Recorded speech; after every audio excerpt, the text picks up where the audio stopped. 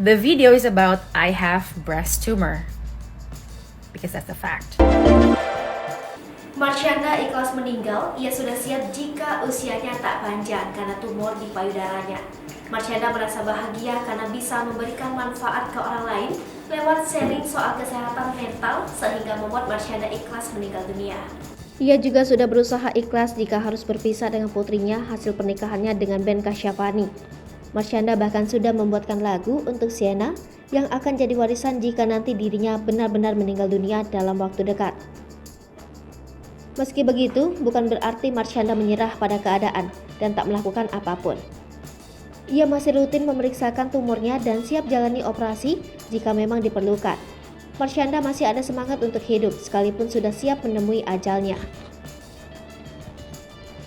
Di area payudara Marshanda terdapat beberapa benjolan. Di kiri ada sebuah kista dan di kanan ada 2 tumor berukuran 2,4 cm. Saat ini, Marshanda sedang ada di Bali di tempat healing sembari memeriksakan kondisi kesehatannya karena tumor tersebut berpotensi kanker. Marshanda divonis tumor yang jumlahnya tak hanya 1. Diakui bahwa saat Marshanda divonis tumor di payudara, ia merasakan ada beberapa benjolan.